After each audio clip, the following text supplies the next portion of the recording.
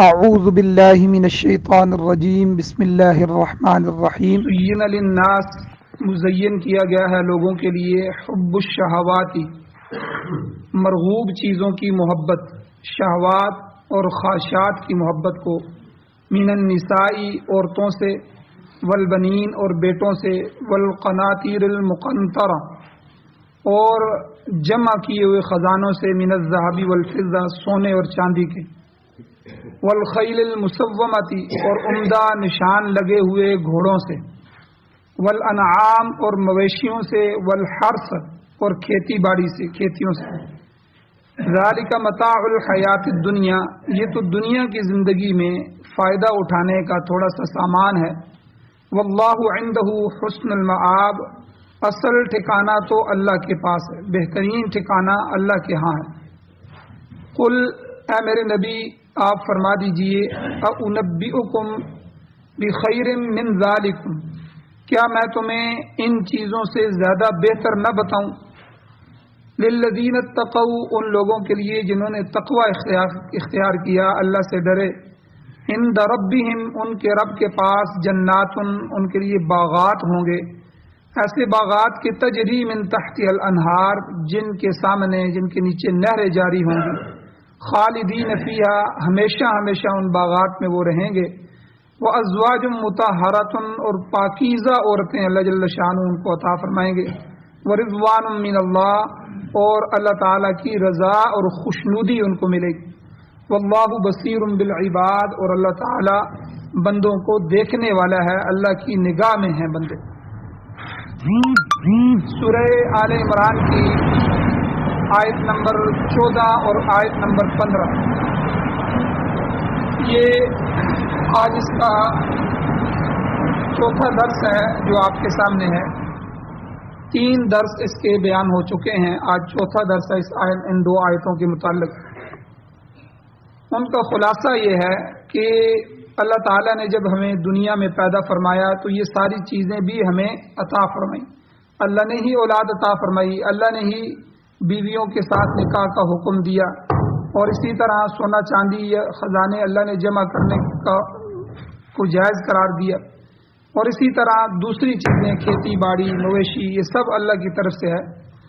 لیکن ان میں 2 چیزیں ہیں، ایک ان کی محبت فطری محبت ہے، دوسرا غیر فطری محبت۔ فطرتی محبت تو وہ ہے کہ جو محبت ہمیں اگر ان کے ساتھ ہو لیکن اللہ کے احکامات کے لیے یہ چیزیں رکاوٹ نہ بنے، جب نماز کا حکم آئے تو ان کو چھوڑنا آسان ہو جائے، جب اللہ کا حکم آئے ان کو چھوڑنا آسان ہو جائے، جب جہاد کا حکم آئے ان کو چھوڑنا آسان ہو جائے۔ حضور علیہ الصلوۃ والسلام کے زمانے میں جب جہاد کا حکم آتا تھا تو منافقین آ کے یعتذرون الیکم اذا رجعتم کہ 11واں سپارہ ہی اللہ نے یہاں سے شروع کیا ہے کہ جب آپ جہاد سے لوٹ کر آتے ہیں تو یہ آ کر آپ کے سامنے عذر کرتے ہیں، جی ہمارا بچہ بیمار تھا، ہمارے گھر میں کوئی نہیں تھا، بس گھر کی دیکھ بھال کرنے والا کوئی نہیں تھا، طرح طرح کے عذر پیش کرتے ہیں۔ تو یہ عذر پیش کرنا منافقین کی علامت تھی کہ وہ منافق تھے کہ حضور نے جہاد کا اعلان کیا، حضور خود شامل ہو رہے ہیں۔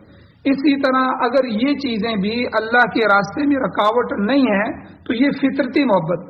آپ دیکھیں بیوی کی محبت خود اللہ کے نبی نے بیان فرمائی کہ ایک لقمہ اگر آپ محبت کے ساتھ ایک دوسرے کو ڈالیں گے تو اس سے صدقے کا ثواب ہے۔ اور اسی طرح کیونکہ یاد رکھیں یہ جو والدین کی محبت ہے، بیٹوں کی محبت ہے، اور یہ ساری کی ساری مسنون ہے، اللہ کی طرف سے حکم بھی ہے، حضور نے اس کے فضائل بیان فرمائے۔ اگر محبت ہوگی تو ان کے حقوق ادا کریں گے۔ جہاں نفرت ہوتی ہے، آپ دیکھ لیں میاں بیوی کی آپس میں ان بن ہو جائے، کتنے واقعات ہمارے سامنے ہوتے ہیں، تو ایک دوسرے کے حقوق ضائع کرنا شروع کر دیتے ہیں۔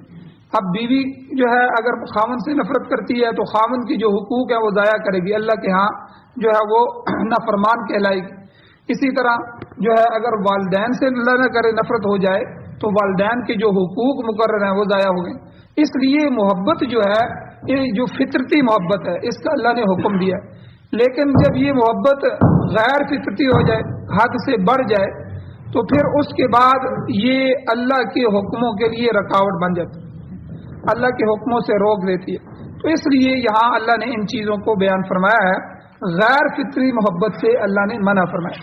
ان میں سے ایک من النساء یہ بیان ہو گیا تفصیلاً زُيِّنَ لِلنَّاسِ حُبُّ الشَّهَوَاتِ مِنَ النِّسَاءِ. پھر دوسرے نمبر پر والبنین کے بیٹے کہ بیٹوں کی وجہ سے ان کی محبت جو ہے اس کی جو ہے پوری تفصیل بیان ہوئی. اور اولاد اس کے بعد جو ہے مال و دولت ہے. والقناطیر المقنطرة من الذهب والفضة کہ انسان کے لیے جو مرغوبات چیزیں مزین کی گئی ہیں ان میں سے تیسری چیز سونے چاندی کے جمع کیے ہوئے خزانوں کے ڈھیر. پچھلے دنوں میں ایک ویڈیو دیکھ رہا تھا کسی ساتھی نے بھیجی کہ عرب کا ایک شہزادہ فوت ہوا, الخالد الزبیری نام تھا یا اس طرح کا کچھ نام تھا اس کا. تو آپ یقین کریں گے اس کا بیڈ بھی سونے کا, اس کا جو باتھ روم ہے وہ بھی سونے کے بنے ہوئے باتھ روم ہیں جن میں وہ قضاء حاجت کرتا تھا. بیڈ سونے کا پورا سونے کا. اس کا جہاز جو ہے جو اس کے اپنے جہاز تھے ان میں سے ایک جہاز جو ہے اس کا پورا کلر جو ہے اس نے سونے کا کروایا ہوا. اور اسی طرح ہر چیز سونے چاندی کی. اس کے علاوہ جو اس کے خزانے جمع تھے اوپر نیچے سونے کی اینٹیں رکھی ہوئی تھیں. وہ کتنے لمبے کمرے تھے وہ بھرے ہوئے تھے. لیکن دوسری طرف اس کی قبر بتا رہے تھے کہ بالکل خستہ حالت اس کی قبر ہے. تو یعنی یہ انسان کی حالت کہ خزانوں کو جمع کرنے میں حضور بلکہ قرآن مجید میں اللہ جل شانہ نے سورہ عادیات میں فرمایا وَإِنَّهُ لِحُبِّ الْخَيْرِ لَشَدِيدٌ انسان مال کی محبت میں بڑا پکا ہے. اللہ کہتے ہیں بڑا پکا ہو گیا ہے مال کی محبت. بلکہ اللہ نے فرمایا خلق الانسان ہلوہا. ہلوہا کہتے ہیں حریص اور بے صبرہ کہ انسان کو حریص پیدا کیا گیا ہے کہ مارے جو ہے وہ آگے بڑھ رہا ہے اور اتنی حریص ہے, اور بے صبرہ ہے, صبر کا مادہ بھی کم ہے. تو یہی محبت جو ہے اگر حد سے تجاوز کر جائے تو گمراہی کا باعث بن کر باعث وبال ہو جاتی ہے. قناطیر المقنطرہ, قناطیر سے مراد بہت سارا مال. عرب لوگ جو ہیں 1,00,000 اشرفی کو یا 1,00,000 دینار کو یا درہم کو قناطیر کہتے تھے. تو مقصد یہ ہے کہ یہ لفظ جو ہے ڈھیر مال پر بولا جاتا ہے, اور اس کے حصول کے لیے اس کو حاصل کرنے کے لیے انسان ہمیشہ ادھر ادھر کی ٹھوکریں کھاتا رہتا ہے. آپ حرص کی حالت دیکھیں. میں ایک جگہ مسجد میں امام تھا اس سے پہلے, تو میرے ایک مقتدی تھے تو کافی دیر وہ غائب رہتے تھے بھی, تو بلکہ دن کی نمازیں وہ نہیں پڑھتے تھے, رات کو آتے تھے تو رات کو نماز پڑھ لیتے. تو میں ان سے ایک دن کہنے لگا, میں نے کہا کہ آپ نماز نہیں پڑھتے. کہتے ہیں استاد جی ایک دکان ہے تو اس میں اتنا مصروف رہتا ہوں ٹائم نہیں ملتا نماز کے لیے. یعنی یہ اندازہ لگائیں یہ جملہ جو ہے بعض دفعہ کفریہ ہو جاتا ہے کہ بھائی آپ کا اپنے لیے ٹائم ہے, دکان کے لیے ٹائم ہے, اور اللہ کے لیے اور مسجد کے لیے ٹائم نہیں ہے, تو اس کے لیے آپ ٹائم نکالتے ہیں. خیر اس نے یہ بات کی تو مقصد تو سمجھانا تھا, تو تھوڑی دیر ہم بات چیت کرتے رہے. تو تھوڑی دیر کے بعد اچانک میں نے اسے کہا, میں نے کہا جی آپ تو مجھے بڑے اچھے لگتے ہیں, میرا دل کرتا ہے میں آپ کے لیے دعا کروں اللہ سے کہ آپ کو اللہ جل شانہ اس طرح کی 2-4 دکانیں اور دیں جس طرح آپ کی دکان ہے. تو بڑا خوش ہوا. جی بالکل آپ دعا فرمائیں, یہ تو میں چاہتا ہوں کہ میرا کاروبار بڑھے, 1 سے 2 سے 4 دکانیں ہو جائیں. تو یہ تو بہت اچھی دعا ہے, آپ فرمائیں, آپ کا احسان ہوگا. میں نے کہا لیکن مسئلہ یہ ہے کہ میں جو ہے دیکھ رہا ہوں کہ ایک دکان سے بھی آپ کے پاس نماز کے لیے ٹائم نہیں ہوتا, تو آپ دوسری دکان یا تیسری دکان کو وقت کیسے دیں گے؟ تو وہ تھوڑا سا پریشان بھی ہوا, لیکن کہا استاد جی اس کے لیے بندوبست کر لیں گے, بندے رکھ لیں گے اور اس کی ترتیب بنا لیں گے. میں نے کہا اللہ کے بندے تو پھر نماز کے لیے ترتیب کیوں نہیں بناتے, بندہ کیوں نہیں رکھتے؟ وہ بندہ ادھر موجود ہو, آپ جا کے نماز پڑھائیں, پھر وہ نماز پڑھ کے آ جائے. تو فکر ہوگی تو اس لیے یہ اللہ نے فرمایا مال و دولت, بندہ اس کا حریص ہے اور اس کے لیے ایسا سرگرداں ہوتا ہے, ایسا ٹکرے مار رہا ہوتا ہے کہ اس کے ذریعے دنیا میں بھی عیش اور آرام حاصل کرنا چاہتا ہے. اور گمان کیا کرتا ہے؟ اللہ نے قرآن مجید میں فرمایا 30ویں سپارے میں سورہ ہمزہ کے اندر یحسب ان مالہ اخلد, کہ وہ یہ گمان کرتا ہے, یہ یقین کرتا ہے کہ اس کا یہ مال اسے ہمیشہ باقی رکھے گا. اللہ کہتے ہیں اسے ہمیشہ حوادثات سے محفوظ رکھے گا, مگر ایسا نہیں ہے. جب مصیبت آتی ہے تو مال و دولت کسی کام کے نہیں ہوتے. پہلے بھی اس سے گزر چکے ہیں. اللہ نے فرمایا لن تغنی عنہم اموالہم ولا اولادہم من اللہ شیئا، ان کے مال اور اولاد اللہ کے ہاں کچھ کام نہیں آئیں گے. انسان مال کے حصول کے لیے کیسے کیسے ناجائز حربے اختیار کرتا ہے، رشوت، چوری، ڈاکہ، جوا، چور بازاری، پتہ نہیں کیا کیا جو ہے، فراڈ، دھوکے، یہ جو ہے سارا کچھ کرتا ہے، مگر بسا اوقات یہی مال اس دنیا میں بھی کام نہیں آتا، تو اللہ اس کے بجائے خود آخرت میں اس کو، اس مال کو اس کے لیے وبال بنا دیتے ہیں. تو اس لیے فرمایا گمراہی کے اسباب میں سے ایک سبب مال بھی ہے. جب بندہ جو ہے اس کے غیر فطری محبت میں چلا جائے گا تو یہ اللہ کے حکموں سے اس کے لیے رکاوٹ بن جائے گا. آپ کتنے مالدار ایسے دیکھیں گے جن کے پاس مال ہے لیکن ان کو بیماری ایسی لگ گئی ہے کہ وہ نہ گوشت کھا سکتے ہیں، نہ اللہ کی نعمتیں کھا سکتے ہیں، شوگر ہو گیا ہے، ٹھیک ہے، کوئی کیلا، فروٹ، کوئی میٹھا، کوئی چیز نہیں کھا سکتے، اور للچائی ہوئی نظروں سے وہ اللہ کی نعمتوں کو دیکھتے ہیں. ان کے دسترخوان بھرے ہوتے ہیں ان چیزوں سے، لیکن وہ کسی کو ہاتھ نہیں. ڈاکٹر نے روک دیا. کئی مریض میں نے ایسے دیکھے، انہوں نے کہا سبزیوں کا سوپ پینا ہے صرف آپ نے، ٹھیک ہے، آپ نے پالک کو لینا ہے، پالک کا جو پانی نکلے گا سوپ ہوگا، بس آپ وہی استعمال کر سکتے ہیں، اسی سے آپ جو ٹکڑے بھگو کے کھا لیں، بس اس کے علاوہ آپ کے لیے اجازت نہیں. تو یعنی مال و دولت کے ڈھیر ہے. بعض دفعہ دنیا میں بھی اللہ اس مال کو جو ہے اس کے لیے روک دیتے ہیں. تو اس لیے جو ہے یہ تیسری چیز ہے. اور چوتھی چیز اللہ نے فرمایا والخیل المسومۃ والانعام، چوتھی اور پانچویں چیز کہ نشان زدہ گھوڑے، یعنی خوب پالے پوسے ہوئے اور طاقتور گھوڑے، اور دیگر جو مال مویشی ڈنگر وغیرہ ہیں، یہ بھی اسباب ضلالت میں سے ہیں، گمراہی کے اسباب میں سے ہیں. یہ بھی انسان کی مرغوب اشیاء میں سے ہیں. جن لوگوں نے گھوڑے پالے ہوتے ہیں، آج کل تو گھوڑوں کا اس طرح رواج نہیں ہے جس طرح حضور کے زمانے میں تھا یا عربوں میں تھا، کیونکہ اس وقت جنگ کے لیے، سفر کے لیے گھوڑے ہی استعمال ہوتے تھے. تو اس لیے ہر گھر میں 2-4 گھوڑے ہوتے تھے اور بڑی اس کی خدمت کرتے تھے، جنگ کے لیے ان کو تیار کرتے تھے، اور اصیل اور اعلیٰ نسل کے گھوڑے جو ہیں ان کے مقابلے ہوتے تھے اور ان پر فخر بھی کرتے تھے.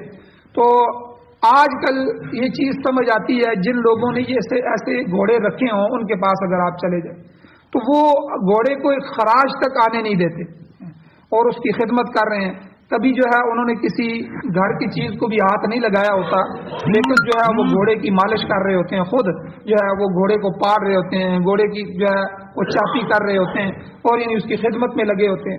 تو یعنی اسی طرح جنہوں نے کتے پالے ہیں، یہ کتے جو ہوتے ہیں ان کو دیکھ لیں کس طرح اس کو ان کو گود میں اٹھاتے ہیں، کس طرح ان کو کیا کیا کھلا رہے ہیں. ان کے کتے بھی برگر کھا رہے ہوتے ہیں. اور کبوتر جنہوں نے رکھے ہوتے ہیں آپ ان کو دیکھیں، اور بیل یہ دوڑانے کے لیے جو ہے، حالانکہ بیل کا کیا کام انہوں نے، آج کل تو پہلے زمانے میں بیل رکھتے تھے، ان سے کھیتی باڑی کا کام لیتے تھے، ان کی خدمت بھی خوب کرتے تھے. آج کل بس انہوں نے جو ہے لیک ہے اس میں دوڑانا ہے، اور دوڑانے کے لیے جو بیل رکھے ہوتے ہیں، ہم نے خود دیکھا ہے ان کے بچوں کو جو ہے کھانا میسر نہیں آتا، لیکن ان کے بیل گھر کا گھی کھا رہے ہوتے ہیں، ان کے کبوتر پستے، بادام اور کاجو کھا رہے ہوتے ہیں.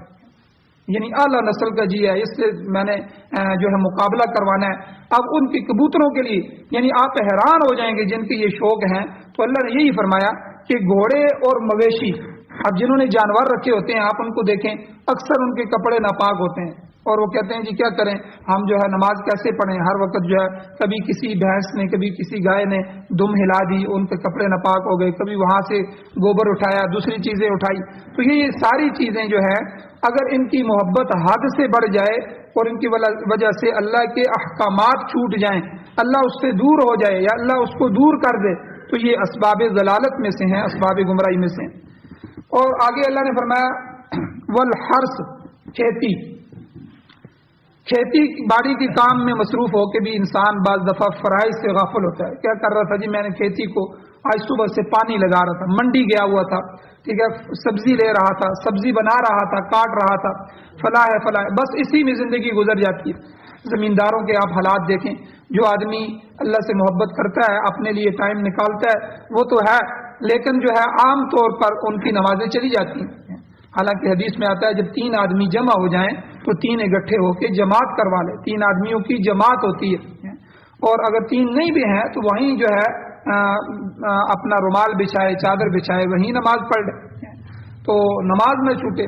اور اسی طرح دوسرے احکامات اللہ کے نہ چھوٹیں.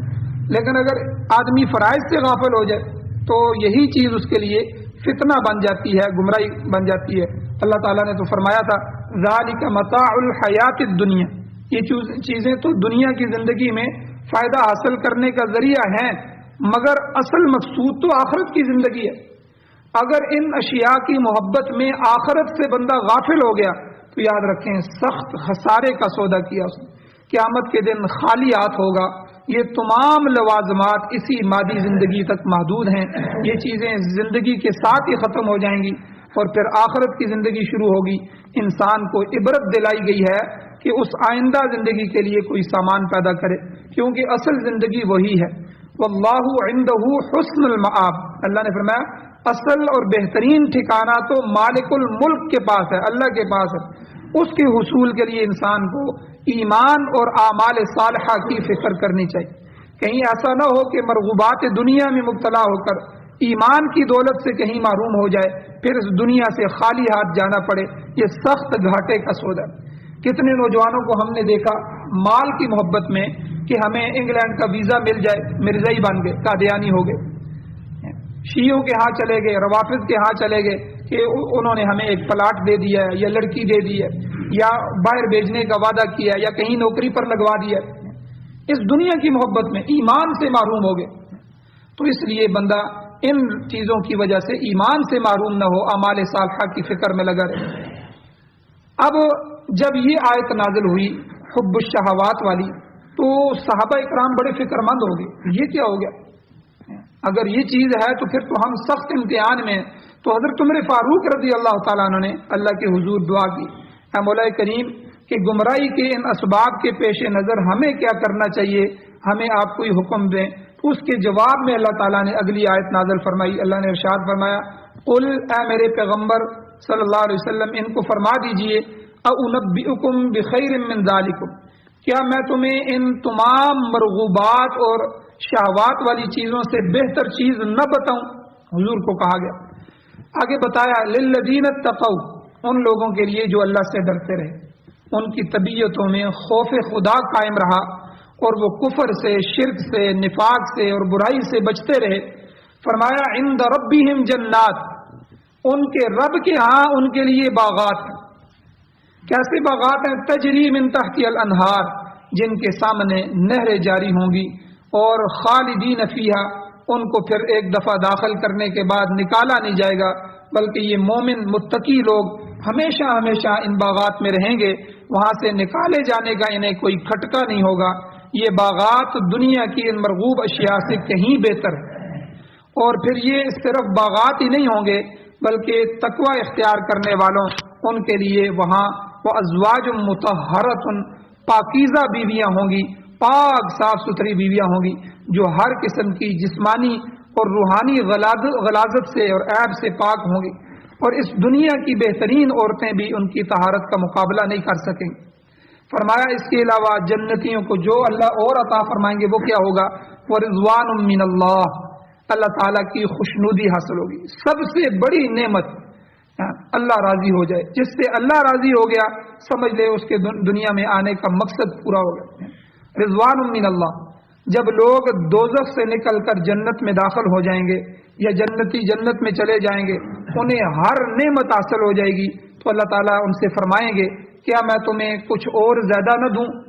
وہ لوگ حیران ہوں گے اور کہیں گے الہی ہم جنت میں پہنچ گئے، کامیاب ہو گئے، ہر طرح کی نعمتیں حاصل ہو گئیں اور ہر چیز اللہ آپ نے ہمیں دے دی ہے، اب رہ کیا گیا ہے کہ جو آپ ہمیں دیں گے اور کیا ملے گا ہمیں؟ تو اللہ تعالیٰ فرمائیں گے احل علیکم رضوانی، میں اپنی خوشنودی اور رضا تم کو دیتا ہوں، فلا اسخط علیکم بعدہ ابدا، آج کے بعد میں کبھی تم سے ناراض نہیں ہوں۔ دنیا میں تو خطرہ ہوتا ہے اب اللہ کو میں نے راضی کیا ہے، ہو سکتا ہے کل کچھ مجھ سے ایسا عمل ہو جائے کہ اللہ پھر ناراض ہو جائے، اور کیا پتا موت تک کیا سلسلہ ہوگا، جب میں مر رہا ہوں گا اس وقت میرے اللہ مجھ سے راضی ہوں گے یا ناراض ہوں گے، ہر وقت فکر لگی رہتی ہے۔ جنتیوں کو بھی جنت میں جا کے کہ ہوگا کہ آج اللہ نے یہ ساری نعمتیں دی ہیں، ہو سکتا ہے کسی وقت اللہ پھر ناراض ہو جائے، چھن جانے کا خوف۔ تو یہ آخری جو ہے بڑی نعمت جو اللہ عطا فرمائیں گے کہ اپنا رضوان، اپنی خوشنودی اللہ عطا فرمائیں گے کہ آج کے بعد میں کبھی تم سے ناراض نہیں ہوں گا، آج میں تمہیں اپنی خوشنودی اور رضا دیتا ہوں، فلا اسخط علیکم بعدہ ابدا، اب تم یہ کھٹکا نکال دو، آج کے بعد میری کوئی ناراضگی تم سے نہیں۔ گویا اللہ تعالیٰ جنتیوں سے ہمیشہ ہمیشہ کے لیے راضی ہو جائے گا، یہ انسان کی ابدی فلاح ہوگی، ہمیشہ کی کامیابی ہوگی۔ اور آگے اللہ نے فرمایا واللہ بصیر بالعباد، اللہ تعالیٰ تمام بندوں کے حالات کو نگاہ میں رکھتا ہے، وہ جانتا ہے کہ کون کیا کر رہا ہے، کون کس برائی میں مبتلا ہے، لہذا اس کی گرفت سے کوئی شخص نہیں بچ سکتا۔ وہ یہ بھی جانتا ہے کہ کون ایماندار ہے اور اعمال صالحہ کر رہا ہے، ایسے لوگوں کے لیے اس کے ہاں جو صلہ ہے اس کے اندر کوئی کمی نہیں ہے، بہترین جزا ہے اللہ کے ہاں، انہیں آخرت میں بہترین ابدی زندگی اللہ عطا فرمائیں گے، اللہ ہمیشہ کی رضا اور خوشنودی ان کو عطا فرمائیں گے۔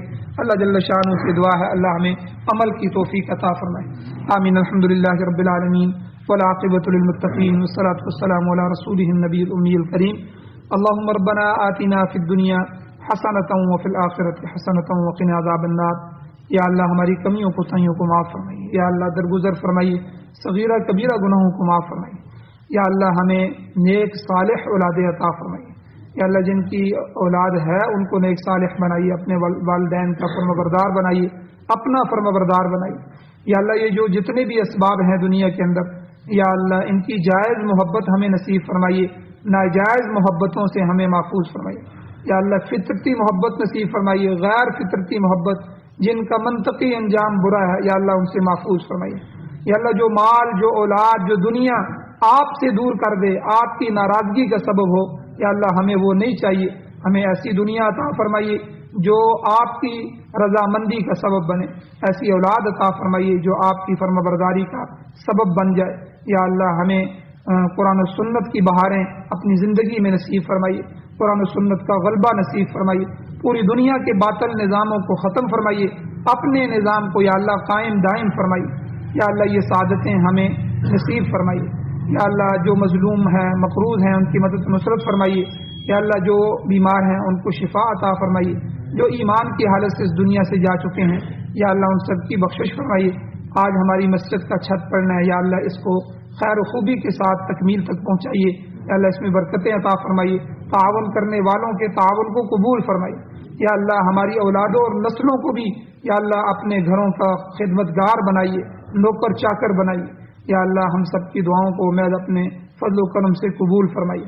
صلی اللہ تعالی علی خیر خلقہ محمد وآلہ وصحبہ اجمعین برحمتک یا ارحم الراحمین۔